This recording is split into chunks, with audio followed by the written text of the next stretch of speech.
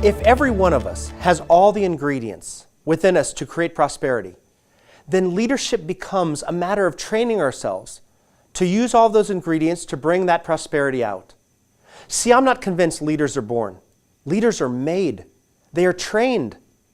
And leaders choose to use the prosperity within to motivate and inspire others. And that involves developing a leadership mindset.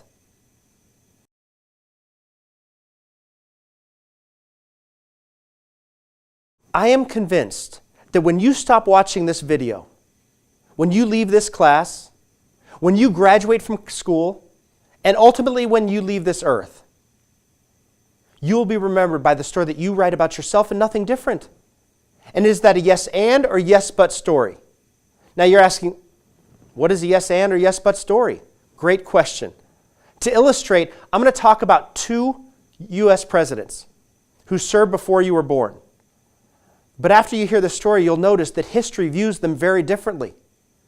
Listen to this tale of two presidents, President Reagan and President Nixon. Both had similar paths, parallel journeys to the White House. Both won statewide office in the state of California. Because of the story they told about themselves, history views them very differently. Reagan was yes and Nixon was yes but. Listen closely. Reagan would say, yes, I was poor, and I was emotionally wealthy. Yes, it was a challenge to deal with a tough Congress, with opposing party, and that gave me alternative viewpoints to choose from. Yes, the Cold War was looming, and that was the opportunity to find allies for peace. See, Nixon wrote a different story about himself. Nixon would say, yes, I went to college, but I didn't go to an Ivy League school, and that's where the elites went. Yes, I was popular, but I had enemies. Yes, I was president, but the media was out to get me. He wrote a very different story about himself. And guess what? People believe the story he wrote. What can this look like for you right now in your life? Let me give you an example. One Saturday afternoon, I was at a lacrosse field watching my younger son play lacrosse, and one of my older son's friends walks by. This young man was a junior in high school at the time, and I said to him, hey man, how you doing? He turned to me and said, just okay, Mr. Quiggle, and he put his head down and walked away. I thought to myself, sounds like he may need to talk about something. Like he was down, and I could tell that something was wrong. So I excused myself from the group of parents I was talking with, followed this young man, who's a friend of my son's, and called to him, hey, hold on just a second. He stopped, turned back in my direction. I approached him and said, hey, is everything okay? Starting to look at colleges? And he said, well, actually, Mr. Quiggle, I'm thinking of taking a year off from school. And I thought to myself, a year off from high school? Last time I checked, that's called dropping out. So I said, hey, look, I'm not going to preach to you without permission. That was a pretty important statement you just said to me. Are you okay? He starts to tell me his problems. He used to have a 3.5 GPA, and now it's a 2.5. His parents are upset with him because of his grades. He doesn't feel like they believe in him anymore. His girlfriend just broke up with him. His friends aren't being very encouraging. He's feeling pretty lonely. At this time in his life, all these problems feel legitimately important. So I listened to him. And at the end, he said, so I just don't know what to do, Mr. Quiggle. After listening, because leaders hopefully intently listen to truly understand the situation, I said to him, you know what? You write the story of your life. You write the story of your own success.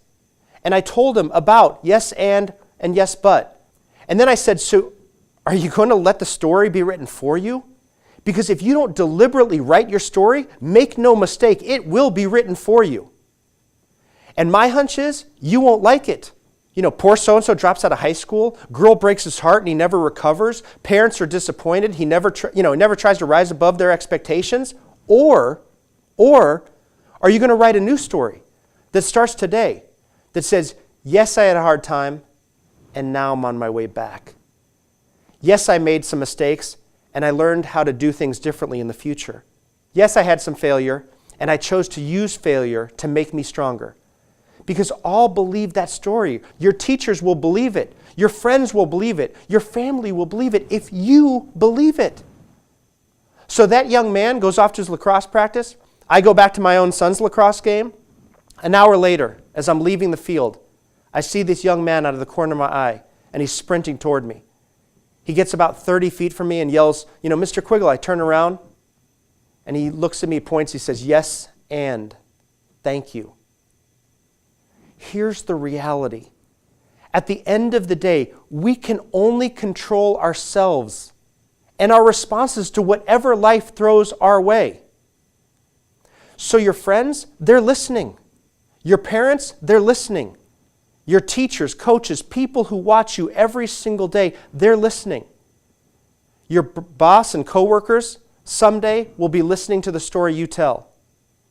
Some of you will start your own business and customers will be listening. And you better believe it. Someday the family you create will hang on your every word.